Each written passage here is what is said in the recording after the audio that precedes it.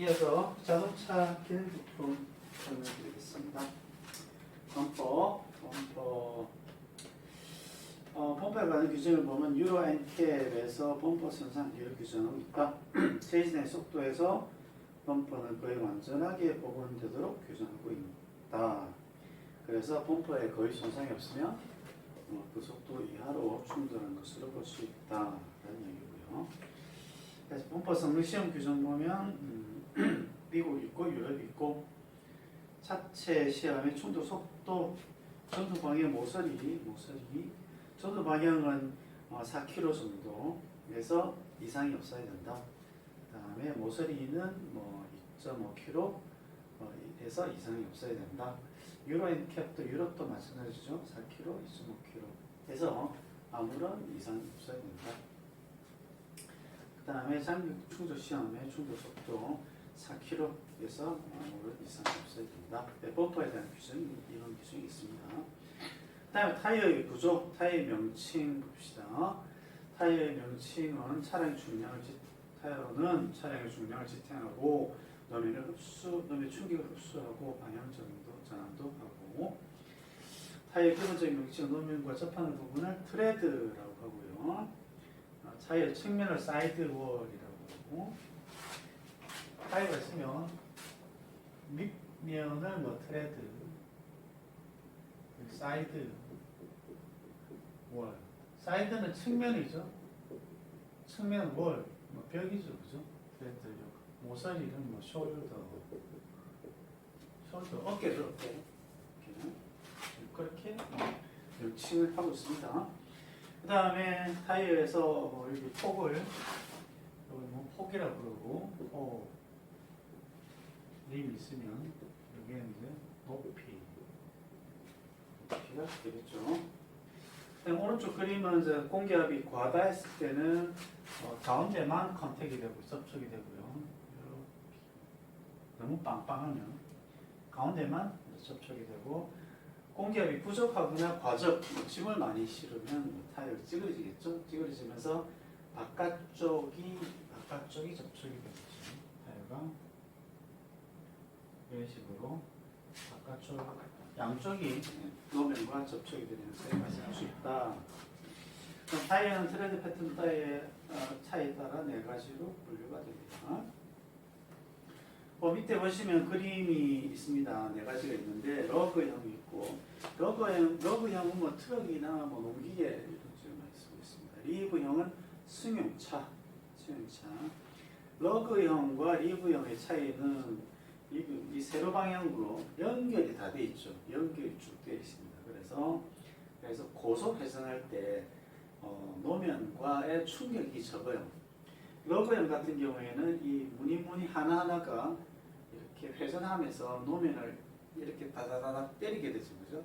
때리게 되면서 충격이 손이 엄청 심하게 되죠. 그래서 리브형은 조용하다, 러그형은 시끄럽다. 그런데 러그형은 견인력 같은 건 좋죠. 노기 같은 경우에는 흙길에 빠져도 이런 러그형은 차고 나올 수가 있겠죠. 그 다음에 그거를 보완한 게 리브형이 되고요. 블록형도 있습니다. 블록형도 트럭에 주로 많이 쓰죠. 그래서 승용차에서 주로 많이 쓰는 건 리브형이다, 이렇게 아시면 되고요. 트럭에 많이 쓰는 거는 러브형이나 블록형 이렇게 많이 있습니다. 그렇게 기억하시면 되고요. 그 다음에 타이어의 명칭을 봅시다. 타이어 명칭을 보면 오른쪽 그림에 보면 트레드가 있죠. 트레드는 타이어의 노면과 접촉되는 그 부분을 트레드라고 하죠. 그 다음에 사이드월, 측면을 사이드월이라고 하고요. 그 다음에 한꺼풀 벗겼어요. 벗기면 그 밑에 들어있는 게 벨트가 들어있고요. 벨트가 여러 장 들어있네요. 그 다음에 인너 라이너, 것은 안쪽이죠. 안쪽에 라이너, 얇은 막이다. 그 다음에 인너 라이너가 그 고무 튜브의 역할을 하는 거죠. 요런 타이어는 고무 튜브가 없어요. 자전거는 고무 튜브가 있잖아요. 근데 승용차는 안에 고무 튜브가 없죠. 대신에 인너 라이너, 그 부드러운 그런 고무가 안쪽에 발라져 있습니다. 그 다음에 카카스. 카카스는 여기서 제일 중요한 명칭입니다. 카카스. 코드 카카스. 얘가 뭐 금속이든 아니면 뭐 나일론 줄이든 화학섬유든 간에 코드 실처럼 해서 안에 그 보강제로 들어가 있습니다. 카카스는 명칭이 좀 새롭죠. 그래서 좀 기억하시기 바랍니다. 한 줄 넘어가면 되고요. 그 다음 타이어 규격 봅시다. 규격. 밑에 보시면 185, 뭐 슬래시 70, 많이 적혀 있습니다. 185, 185, 슬래시 70, 이런 식으로 동동이 되어 있는데요. 뒤에 거는 별 중요하지 않고요. 그 다음에 앞에 게 지금 시험이 많이 나오고 있죠. 185라는 것은 타이어의 폭. 폭을 얘기합니다. 70은 70% 편평비라고 합니다. 편평. 편평하다. 얼마나 편평한가, 뭐 그런 정도가. 그러니까 편평비에 대한 이야기입니다. 이게 숫자가 크면 클수록 정사각형이 되는 거죠. 그죠? 숫자가 작으면 작을수록 납작한 게 되는 거죠. 납작한 게 되는 거죠. 뭐 약간 좋은 차, 스포츠카나 뭐 좋은 차들은 이게 납작하게 보이죠. 그래서 편평비는 뭐 퍼센트입니다. 퍼센트. 해서 뭐 여기가 지금 폭이 185잖아요. 185 해서 높이는 70%다라는 얘기입니다. 그러면 70%라는 것은 뭐분의 뭐죠? 윗변 분의 185분의 이것분의 높이가 되는 것이 그죠? 그러니까 폭분의 높이가 몇 프로다? 70%다. 그러면 타이어의 높이를 구할 수 있겠죠. 그죠? 높이는 뭐죠? 높이는 185의 70%. 70%는 0.7이죠. 0.7. 185 곱하기 0.7 하면 얼마입니까? 얼마입니까? 185 곱하기 0.7을 해볼게요. 185 곱하기 0.7 하면은 129mm, 129.5mm가 된다는 거죠. 129.5mm가 높이가 된다는 거죠. 그래서 이렇게 표현합니다. 해서 70% 표현한 편평비라는 것이고요. 그 다음 R은 뭐 레이디얼, 그 다음에 레이디얼이고요. 그 다음에 13은 림의 직경, 직경입니다. 림 아시죠? 림. 바퀴가 있으면, 우리가 바퀴가 이렇게 있으면 이 안에 하얗게 된 거, 보통 뭐 알루미늄을 많이 쓰죠. 이 알루미늄의 직경이 이제 림의 직경이 되겠습니다. 림의 직경이 13. 13 단위는 인치입니다. 인치. 1인치는 25.4mm가 되겠습니다. 25.4mm. 그럼 13에다가 25.4를 하면 되겠죠? 13 곱하기 25.4면 330.2mm가 림의 직경이 되겠습니다. 림의 직경, 아까 구한 거 높이 있죠? 타이어 높이 129.5mm. 여기도 129.5mm. 129.5, 129.5, 330.2 하면은 뭐가 됩니까? 이 바퀴의 직경을 구할 수가 있겠죠. 나중에 한 번 더 나올 것입니다. 그 다음에 네 번째 줄에 봅시다. 84라는 것은 타이어 한 개당 최대 500kg까지 담당한다는 하중의 표시이다. 84, 뭐 500kg 외울 필요는 없어요. 근데 하중의 표시다. 이거는 중요합니다. 하중의 표시를 합니다. 그 다음에 또 H는 210kg까지 사용할 수 있는 타이어다. 210kg 외울 필요는 없는데 속도에 대한 표시다. 그러니까 84라는 것은 하중의 표시, 어느 정도 이상의 하중을 싣지 마라 라는 거고, 그 다음에 H는 속도, 어느 정도 속도까지 달릴 수 있다 까지의 의미가 되겠습니다. 표시가 되겠습니다. 그 다음 아래 표시는 타이어 측면에 각인되어 있다. 밑에 보시면 DOT 넘버라 해서 DOT H2, A7 뭐 줄줄 돼 있죠. 이 앞에 건 다 필요 없고요. 뒤에 3203 요거만 기억하시면 돼요. 3203은 위에 바로 위에 보시면 3203은 제조 시기를 나타낸다 해서 32는 32번째 주를 의미하고 03은 2003년도를 의미한다. 우리 3203 하면 뭐 2003년도 32번째 주에 생산되었다라고 하는데 우리나라는 주 위크 넘버를 사용 안 하죠. 그죠? 15번째 주 이렇게 이야기 안 하잖아요. 그죠? 뭐랍니까? 예를 들어서 7번째 주가 하면 예를 들면 7이다. 7번째 주라면 몇 달이죠? 4를 빼면 2월달이죠. 그죠? 2월달.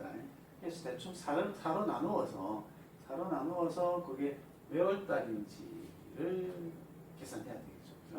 네. 일단 뭐 이거 3203이다. 32070703이다. 이런 뭡니까? 2003년 7번째 주가 되겠죠. 그죠?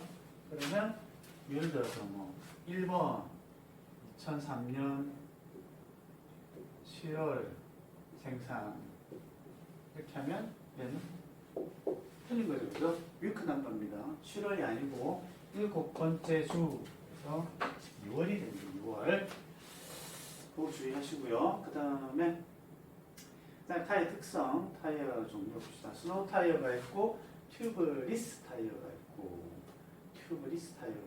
튜브가 없는 타이어란 말이죠.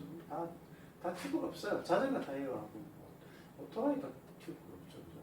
레이디얼 타이어, 바이어스 타이어가 카카스와 코드를 사선으로 배열한 데 비해 레이디얼 타이어는 카카스 코드를 반지름 방향으로 배열한다. 이 말은 무슨 말이냐면요. 카카스는 아까 뭐 그게 뭐 금속이든지 뭐 어떤 섬유든지 간에 보강제죠. 그 실을 안에 많이 감아놨다는 얘기죠. 그래야 좀 고무만으로는 약하니까 안에 튼튼한 와이어를 감아놨습니다. 감아놨는데 타이어를 옆에서 보면 이렇게 실이 이렇게 해서 여기 한번 왔다가 그 다음에 또 빙 돌고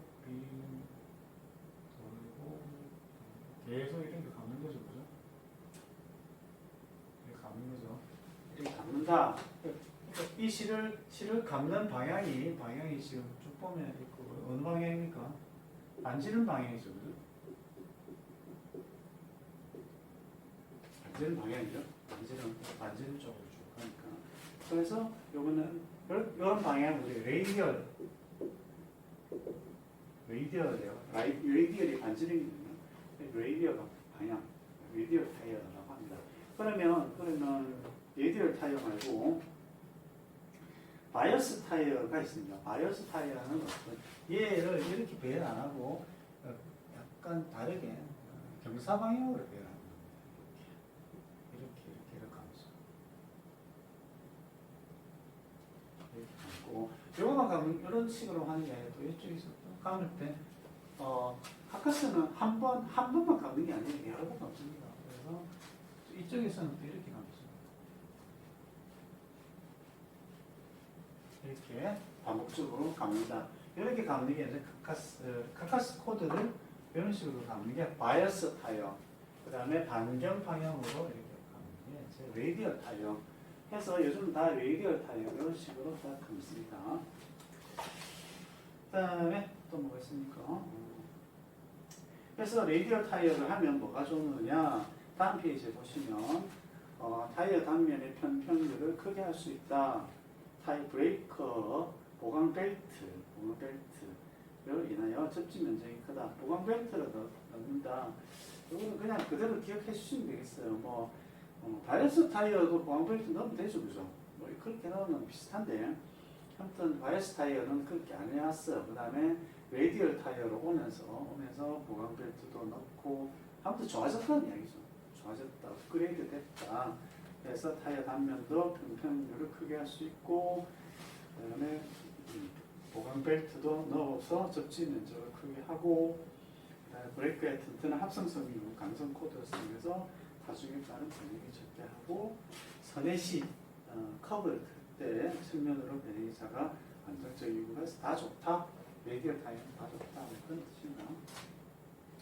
그다음 타이어 평형, 점적 평형. 타이어 한 부분이 다른 부분보다 무거우면 무거운 부분에 원심력이 작용해서 고속으로 회전한다. 휠이 상하로 여기 동그라미 쳐보세요. 상하로 바퀴가 상하로 이렇게 움직입니다. 돌면서 상하로 움직입니다. 이게 점적 평형이라고 합니다. 이 점적 평형은 말하고 매치가 잘 안 되는데 그대로 이것도 그대로 받아주시면 되겠습니다. 이 현상을 트램핑이라고 한다. 트램핑도 기억하시고요. 그 다음에 동적 평형 바퀴를 위에서 봤을 때 바퀴가 좌우의 동그라미, 정적 평형은 바퀴가 상하로 이렇게 움직이는 거고, 동적 평형은 바퀴가 가다가 좌우로 이렇게 움직이는 거요. 동적 평형 또는 심의라고 합니다.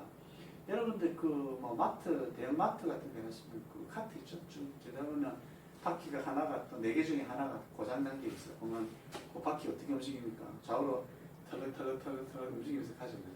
그런 현상이 심의라고 합니다. 그 다음에 주행 특성, 스탠딩 웨이브가 있습니다. 스탠딩 웨이브는 차량 고속 주행 중 타이어 트레드가 원심력과 타이어 내부 공기압에서 타이어가 파형 형태로 변형이 발생하고 파열됩니다. 스탠딩 웨이브. 타이어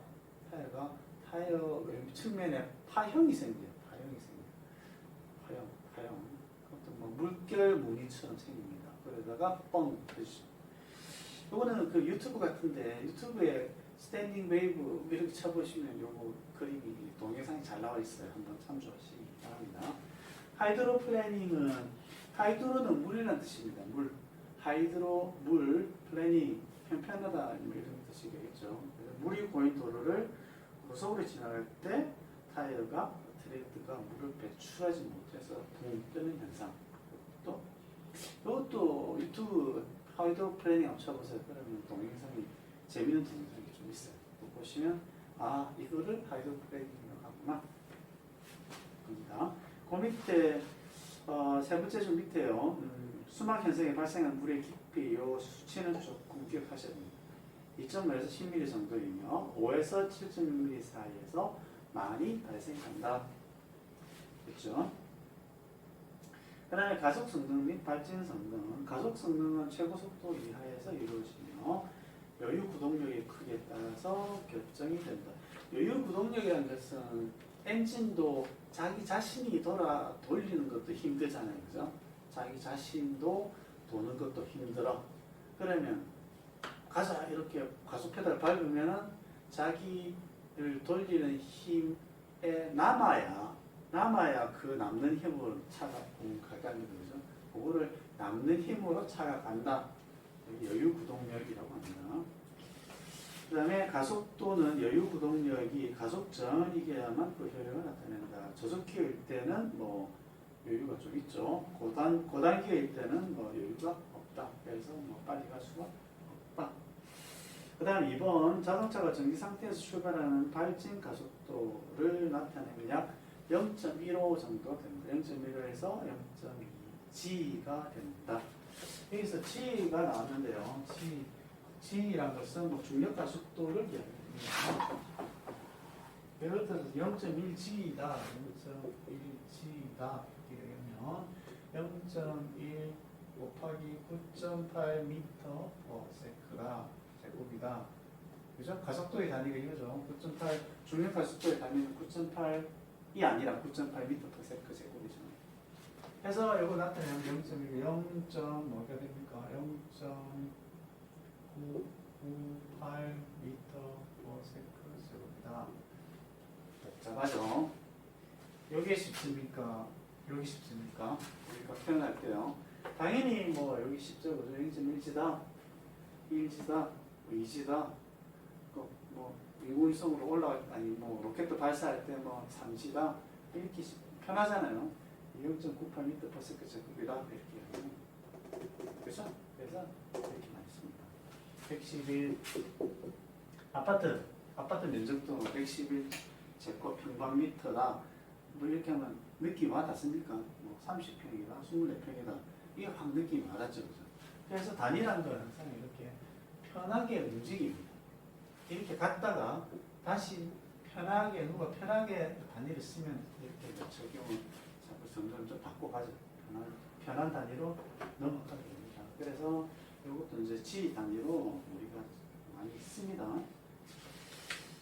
그래서 중량이 상대적으로 큰 자동차는 발진 가속도가 상대적으로 낮고, 이거 한번 밑줄 그어보시죠. 중량이 큰 차는 빨리 갈 수 없다는 뜻입니다. 출발이 늦다는 얘기예요. 좀 그렇겠죠? 덩치가, 사람도 그렇잖아요. 뭐 덩치가 큰 사람은 준비 땅 하면은 빨리 갑니까? 못 가죠. 그죠? 가벼운 사람일수록 빨리 출발하죠. 그래서 발전 가속도가 낮고 상대적으로 중량이 작은 오토바이는 발전 가속도가 크다. 가속도 값이 크게 튀어나간다는 겁니다. 국내 차량의 최대 발진 가속도는 약 0.67로 알려져 있다. 국내 차량의 최대 발진 가속도 0.6G, 이것도 기억해 두시기 바랍니다. 교차로에서 신호를 받고 출발한 상태인 교차로 발진 가속도는 0.1에서 0.15G, 인지 반응 시간은 2초이다. 이거는 뭐냐면은 우리 인지 반응 시간 뭐 1초 이렇게 했죠, 그죠? 그때는 달리고 있는데 내 앞에 보행자가 갑자기 나타났다. 그거 이야기고요. 그건 1초라고 하고요. 이건 아니죠.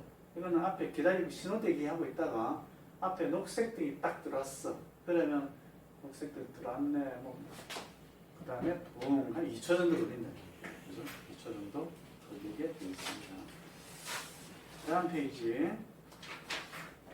나가시면 자동차용 안전유리를 봅시다. 안전유리.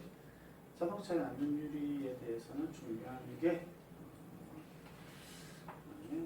첫 번째 줄 봅시다. 주행 중인 자동차가 급정지하게 하거나 충돌하면 운전자와 탑승자는 관성에서 앞으로 운동하게 된다. 그래서 앞유리와 충돌하게 된다. 그 다음에 자동차와 보행자의 충돌 시는 보행자가 2차 혹은 3차 충돌로 몸체가 앞유리와 충돌하는 현상이 발생한다. 점유유리에는 거미줄 모양의 거미줄 동그라미 거미줄 모양의 파손 흔적이, 거미줄하고 같은 말이 방사형이라고 하겠습니다. 방사형 거미줄 모양 파손 흔적, 방사형 파손 흔적. 그 다음에 밑에 자동차용 안전유리는 두 장의 판유리를 플라스틱을 중간 나무로 해요. 뭐 필름이라고 합니다. 필름 하여 접착을 했습니다. 접착 두 장을 가운데 필름을 넣고 두 장을 딱 이렇게 붙여놨습니다. 붙여놓고 외력에 작용해서 파손 시 중간막이에서 비산하지 않는다. 이 말은 무슨 말이냐면, 보통 자동차 유리는 측면하고 뒷면은 강화유리를 쓰죠. 강화유리라는 건 뭐냐면 열처리를 하는 겁니다. 열처리 아시죠? 뭐 그 쇠 같은 대장간 같은 거 보면 쇠를 막 벌겋게 달구어서, 그죠? 찬물에다 팍 집으면 하고 막 연기가 나죠, 그죠? 그러니까 그 쇠가 단단해지는 겁니다. 단단해진다. 유리도 마찬가지다. 유리도 벌겋게 달구어서 찬물에다가 냉각을 시키게 되면 얘가 단단해집니다. 단단해지는데 대신 뭐가 안 좋으냐? 깨진다는 얘기죠. 아주 잘게 깨집니다. 단단해져.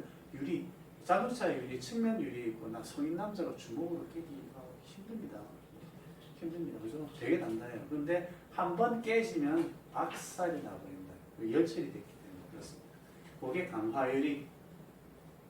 근데 전면유리를 강화유리로 사면 어떻게 되느냐? 전면유리부터 강화유리하면 되잖아요. 그죠? 전면유리 강화유리는 어떻게 됩니까? 꽝 충격했다. 그러면 이 전면유리 전체가 하얗게 변합니다. 하얗게 해서 잘게 부서진다는 얘기죠. 하얗게 변하면 어떻게 돼요? 안 보이는 거예요. 안 보여. 자동차가 사고 날 때 한 번만에 그렇게 사고가 딱 끝나는 게 아니에요. 옆에서 누가 쿵 쥐어박잖아요. 쥐어박으면은 그때 하면서 또 이렇게 조용하죠. 하다가 또 막 옆에 가서 또 중앙 브레이크 쥐어박고 이렇게 됩니다. 그러면서 계속 조향을 하죠. 운전자가 안전한 곳을 찾아서 조향을 하게 됩니다. 그런데 앞에 전면이 하얗게 돼버리면 오히려 더 위험할 수가 있죠. 그죠? 또는 뭐 이럴 수도 있죠. 또는 달리고 있는데 트럭에서 돌멩이 하나 떨어졌어요. 돌멩이 하나 탁 떨어져가지고 유리창에 딱 하면 유리가 전부 다 하얗게 확 변하면 어떻게 됩니까? 큰 사고 나죠. 그래서 전면 유리에 대해서는 열 처리를 안 한다. 뭐 부분적으로 하는 경우도 있지만 대체적으로 열 처리를 안 하는 개념입니다. 안 하면은 이제 뭐가 날아와서 깨든 해도 유리가 큰 조각으로 깨지죠. 듬성듬성 깨진다는 얘기죠. 듬성듬성 깨지는데 그 단점이 뭐냐? 듬성듬성 깨지면 큰 조각으로 깨지면 얘가 날아다닌다는 얘기죠. 날아다니면 더 위험하죠. 상당히 위험하죠. 그죠? 그래서 듬성듬성하게 깨지는 대신에 거기에 붙어 있어라. 전면 유리에 그대로 붙어 있어라. 덜렁덜렁 떨어지면 안 돼. 해서 안에 필름을 붙이는 겁니다. 필름을 붙이면은 큰 조각으로 깨지고 대신 붙어 있고. 그게 이제 전면 유리의 개념이죠. 그래서 이제 오른쪽 페이지에 오른쪽 그림을 보시면 이렇게 자동차용 안전 유리에는 뭐 이런 마크가 다 붙어 있어요. 그래서 간단히 보시면 뭐 KCC는 상호죠. 세이프티는 안전 유리다라는 뜻이고요. 그 다음에 금강 템퍼럴드라는 것은 뭐 열 처리를 했다, 즉 강화 유리라는 뜻입니다. 강화 유리. 플러트는 이제 띄었다라는 공정 중에서 유리를 띄워서 이제 했다라는 얘기고요. 그 다음에 솔라 글라스가 있고요. 그 밑에 뭐 4.4 있죠. 이거는 4월달에 2004년 2월달에 생산됐다.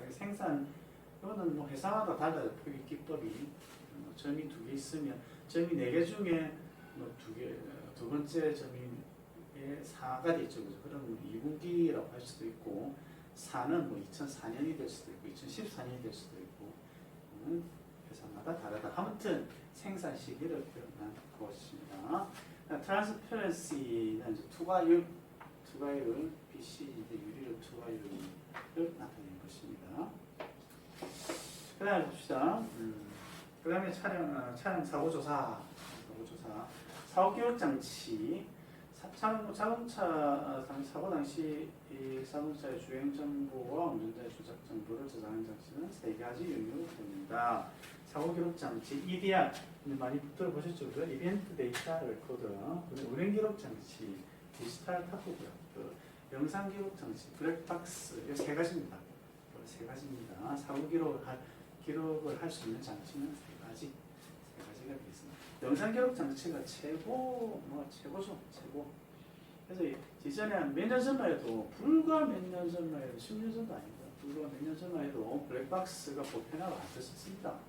그래서 중앙선 침범, 충격 여부, 상해 여부 모든 걸 복잡한 수식으로 다 계산했었죠. 그때는 감정, 사고조사, 감정하는 게 되게 많았습니다. 되게 많았고 중앙선 침범 이런 것 같은 감정의 꽃이었죠. 근데 블랙박스가 나오면서 이러한 그 감정의 패턴이 완전히 달라졌죠. 감정의 극감, 감정이 거의 이루어지지 않는. 왜? 블랙박스에 다 찍히니까. 교통사고 조사관, 또 경찰관들 입장에서 보면 다 찍히니까. 또는 당사자도 마찬가지예요. 영상만 보니까 판단이 되니까 해결이 됩니다.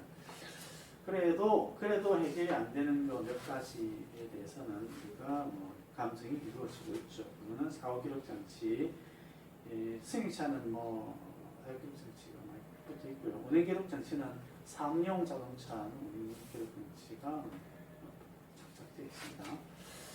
그래서 여러 가지 데이터가 저장되고 해석을 할 수가 있습니다. 이때 사고 기록 장치를 봅시다. 2번 사고 기록 장치는 통상 ACU 에어백 제어 컴퓨터에 장착됩니다. 장착되는 게 에어백 제어 컴퓨터 ACU 안에 기능으로 들어가 있습니다.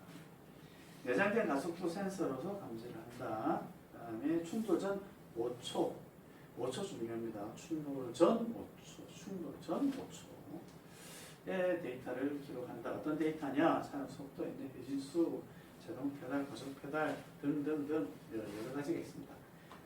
0.5초 단위로 기록한다. 이것도 중요하고요.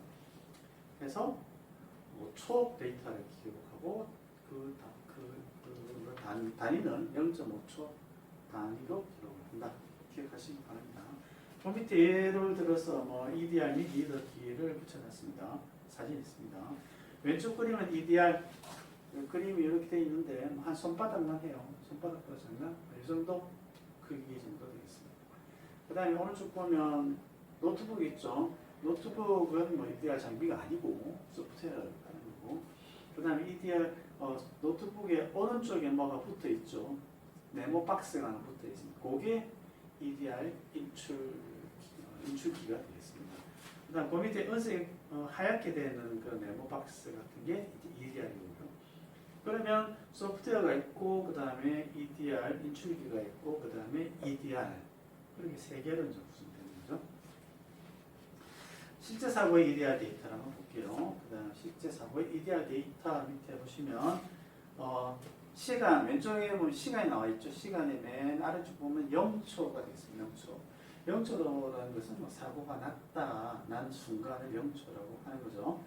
그 다음에 그래서 마이너스 5초까지 쭉 되어 있죠. 그죠? 마이너스 5초부터 0초까지 기록이 됩니다.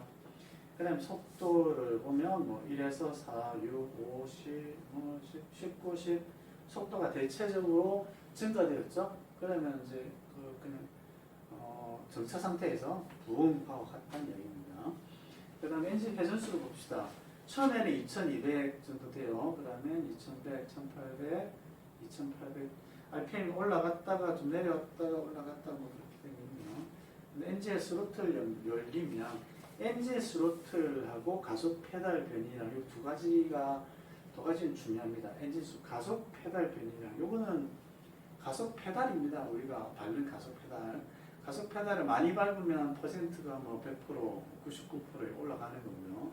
그런데 엔진 스로틀 열림량은 가속 페달을 내가 많이 밟았다고 해서 엔진 스로틀, 엔진 스로틀이라는 것은 엔진 출력을 담당하는 부분입니다. 그렇게 기억하시면 돼요. 내가 가속 페달을 100%다 열었다. 그러면 야 차야 100% 달려라고 하면 차가 어떻게 해요? 엔진 스로틀이 100% 확 열어줍니다. 그러면 차가 왕 하고 가겠죠. 그죠? 그런데 처음에 보시면 가속 페달 변이율이 99% 차야 가자 하고 끝까지 눌렀어요. 근데 처음에 엔진 스로틀은 99%, 그 다음에 99%, 그 다음에 47%였고요. 갑자기 툭 떨어졌어요. 즉 엔진이 엔진이 계산해 볼 때 이상한 거예요. 이런 상황이 아니고, 그 다음에 47 갔다가 100 갔다가 그 다음에 34, 18, 그죠? 엔진 스로틀 엔진이 닫아버려요. 이게 달릴 수 있는 상황이 아니라는 거죠. 그죠? 그 다음에 제동 페달 작동을 봅시다. 제동 페달, 즉 제동 페달은 오프, 여기 온오프로 되어 있습니다. 온오프, 즉 밟지 않았다라는 얘기고, 조향 핸들각도 그래서 여기서 제일 중요한 것은 EDR 데이터에서 제일 중요한 것은 세 가지가 되겠습니다. 가속 페달, 조향, 그 다음에 제동 페달, 이 세 가지죠. 이 세 가지를 운전자가 직접적으로 하는 거죠. 가속 페달 밟고, 제동 페달 밟고, 조향 핸들. 이 세 가지를 보면 운전자가 직접적으로 사고 당시에 무슨 행동을 했는가 그렇게 할 수가 있다. 이거는 끝발진으로 주장한 사안이죠. EDR 데이터를 보면 나는 가속 페달을 끝까지 밟았는데 차가 미친 듯이 달려 나가더라. 데이터를 또 보면 제동 페달을 끝까지 밟았는데 차가 막 나가더라. 이런 거 보면 데이터를 보면 제동 페달은 안 밟은 걸로 나오고요. 가속 페달은 끝까지 밟은 것으로 나오고, 이런 게 이제 전형적인 급발진 사고입니다. 사고인데 요즘 급발진 사고가 거의 없죠. 거의 없는데 급발진 사고가 없는 게 아니라 이런 EDR 데이터를 보면 바로 이제 판단이 되니까 사회적으로 이슈화가 잘 안 되고 있습니다. 그다음 다음 페이지 봅시다. 운행 기록 장치는 사업용 차량에 의무적으로 장착되고 있습니다. 그다음에 교통안전법 시행규칙에서 속도, 회전수, 브레이크 등 1초 단위 동그라미 1초 단위 기억하시고요. 영상 기록 장치는 블랙박스는 아시죠? 8분의 1초 뭐 요즘도 택시 같은 경우에 좀 오래된 블랙박스 같은 경우에는 8분의 1초 프레임 레이트, 그러니까 1초에 뭐 8장 정도 기록되는 게 있습니다. 그 다음에 30분의 1초 프레임 레이트가, 즉 1초에 30장 녹화되는 그런 게 있죠. 보통은 뭐 요즘 최근에 나오면 다 30분의 1초, 30분의 1입니다. 30분의 1초. 근데 24분의 1초도 많고 30분의 1초도 많고. 그다음에 그 정도입니다. 그리고 그냥 운행 기록계 봅시다. 운행 기록계는 뭐 쭉 이 말이 조금 긴데 뭐 그림 오른쪽 표를 보면 뭐 금방 몇 가지 보고 넘어가면 되겠습니다. 운행 기록 장치 데이터 맨 왼쪽에 보면 정보 발생 일시가 있죠. 뭐 보면 첫 줄 보면 14년 1월 16일 10시 18분 54초 땡땡땡 0이 생기죠. 그죠? 처음에는 뭐 이렇게 하려고 했었습니다. 좀 더 세분화하려고 했죠. 그 다음 데이터를 보면 14년 1월 16일 10시 18분 55초 땡땡땡 이렇게 있죠. 그죠? 그래서 1초 간격으로 쭉 되어 있습니다. 처음에는 1초 간격이 아니라 0.001초 단위로 하려고 했었는데 기록은 이렇게 1초 단위로 쭉 되고 있습니다.